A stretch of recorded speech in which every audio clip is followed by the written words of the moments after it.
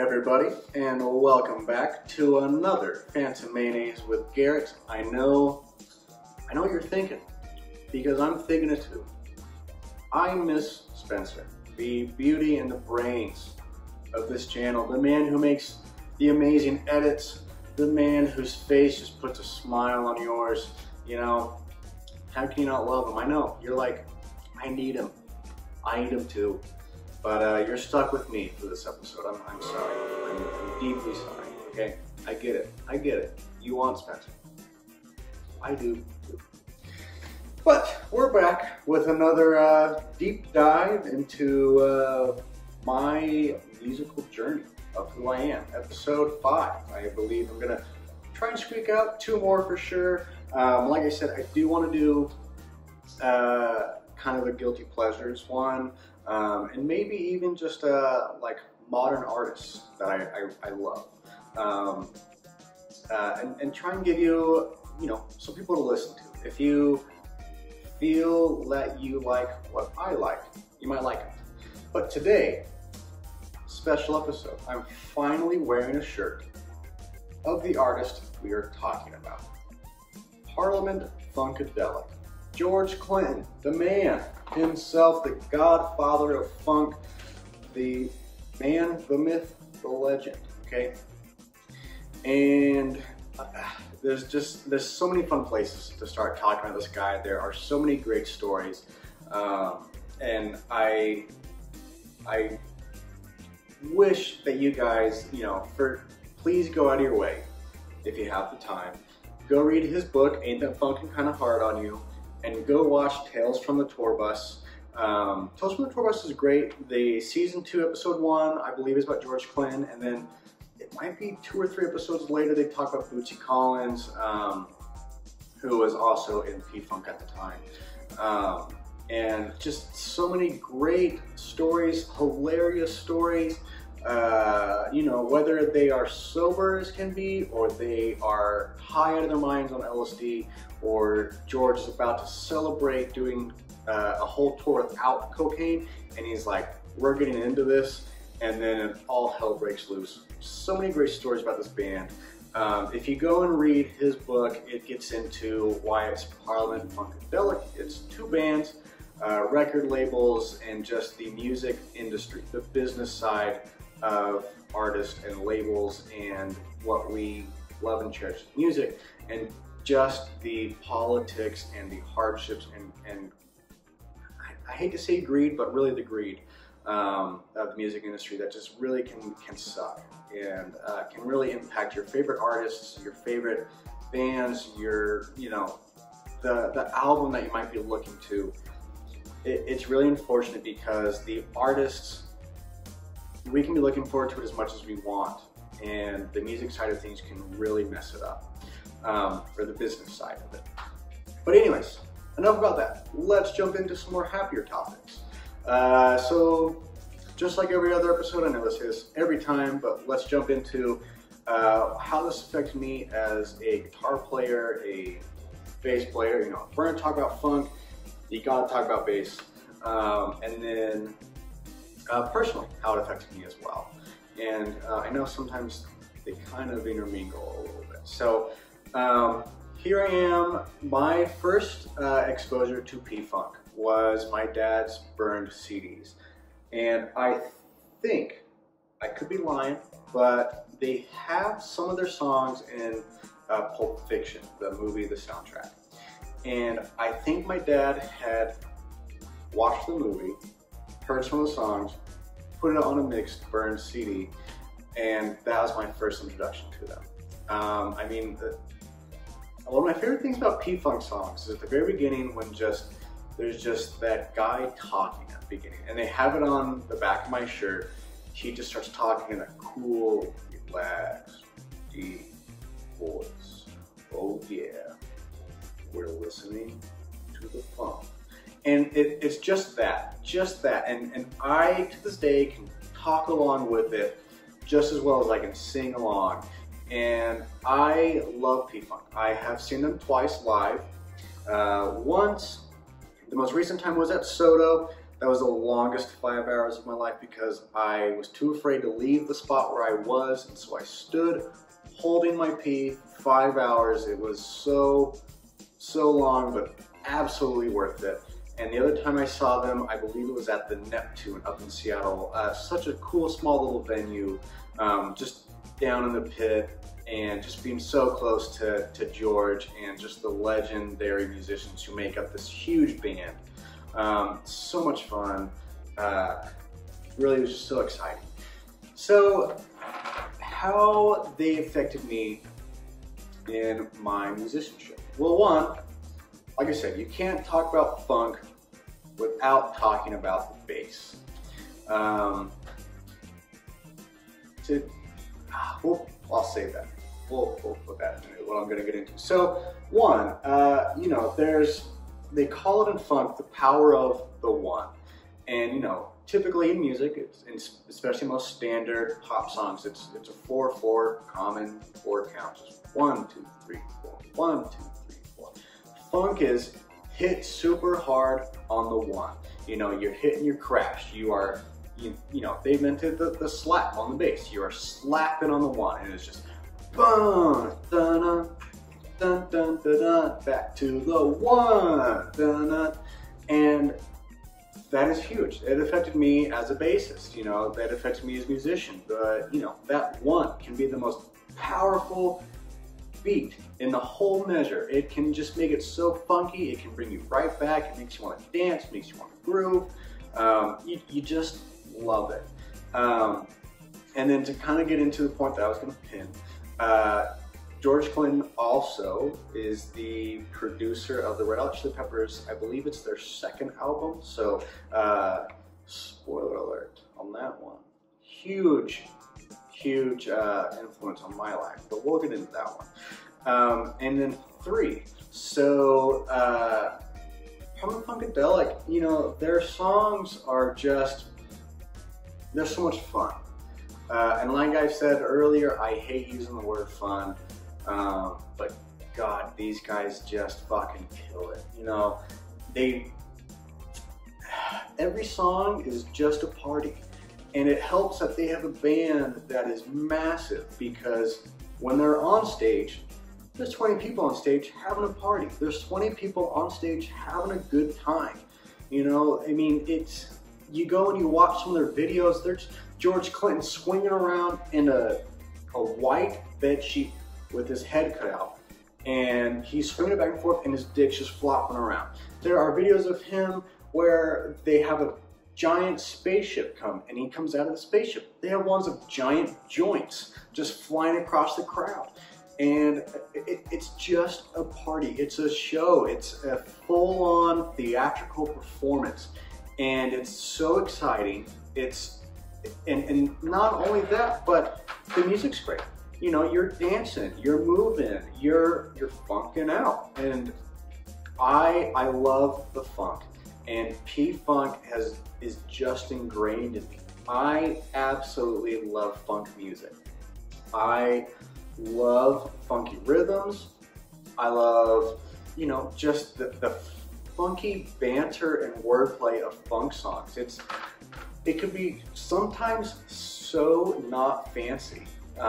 Or, you know, eloquent. It can be so just downright almost degrading and amazing. You know, like they have a song, the entire words of the thing are shit, goddamn, get it off your ass and jam.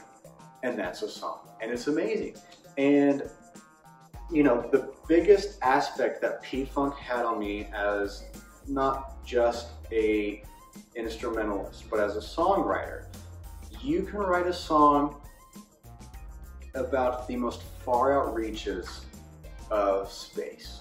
You know, their entire thing is, I mean, they have a whole album about this guy, Sir Nose, who is devoid of funk. That's a song. And he doesn't dance. He doesn't like funk. And the entire thing is just trying to make this alien try and dance and just have a good time. And it's just so bizarre, wild, out there to a whole other dimension, and they get away with it in just such a way that it doesn't matter because the music's great. You can do anything you really want to. You don't have to stick to this rigid equation of what we think music is. And so one of the last bands that I played with, we were sitting there and we're trying to write our own music. And there's always the pressure on that first song to write the hit, the best song in the world, the song that's just amazing, that we're all gonna feel confident playing, that we love, and it has such this deep emotional connection to it. And, you know, we're sitting in the shed. We used to play in the shed. And we're rolling over, what do we do? We need a song, you know, we have a show coming up. It's the band that I did a garage show with. And we're sitting there and we're just like, we're struggling through these songs. Because, like I said, we want to have something that's emotional, that we have a connection with, and that is not only instrumentally amazing, but lyrically amazing. And I just said, fuck it. Let's just write a fun garbage song. Let's get the pressure off of us. And I absolutely ripped off P-Funk in the idea of, let's just write a fun song about a band saving the earth from this machine who is a robot and he doesn't want to dance. And it was just, and I mean, rip-off is an insult to P-Funk, because the song I wrote was like, I mean, it was terrible compared to what anything P-Funk has ever made. But, you know, it was just, at that moment, we wrote that song, it was just this funky, fun, carefree song. And we all loved it because it absolutely took the pressure off. It was just, we've written a song now, and we can do it. We can be a band, we can be an artist, we can be a group of people that come together to write a song. And it was such a cool moment, and I couldn't have done it without P-Funk. I couldn't have written this song, and this is what P-Funk is. You know, they write stories. And that's what a song can be. A song can be just a story.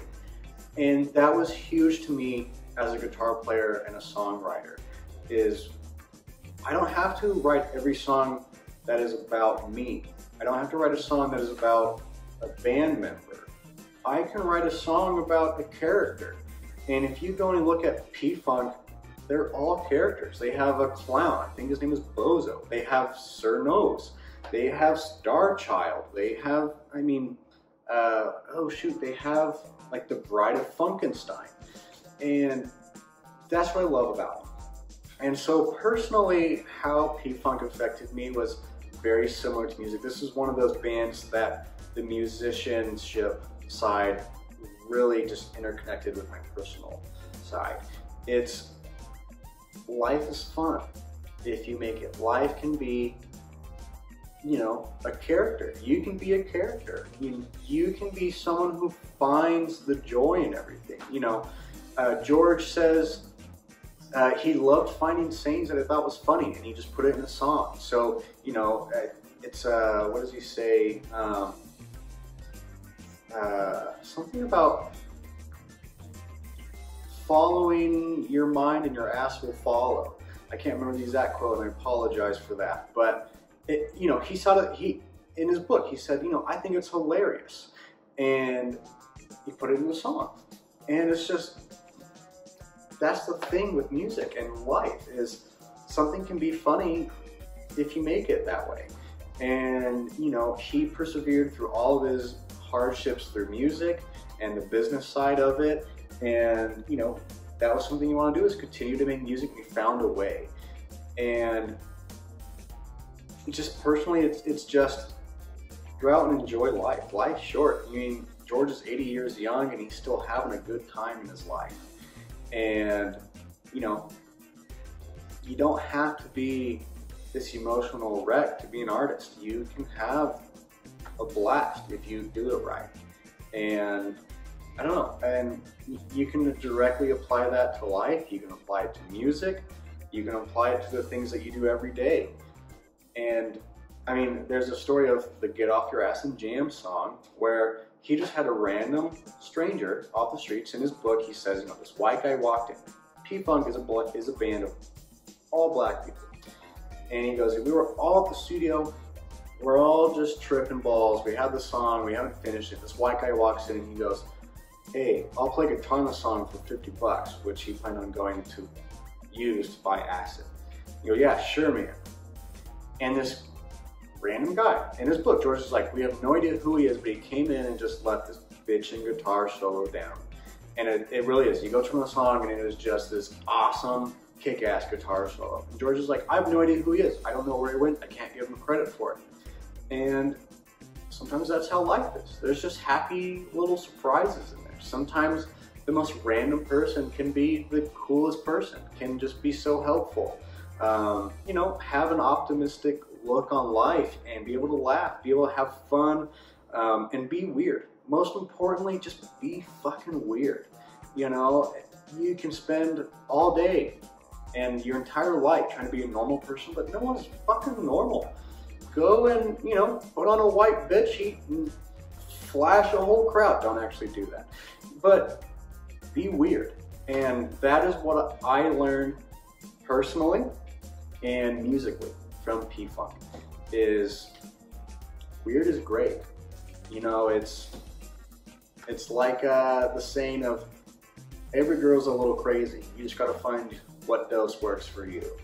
And I mean, us guys are fucking crazy too. So, but yeah, I just be weird, be yourself. There's no reason why you shouldn't.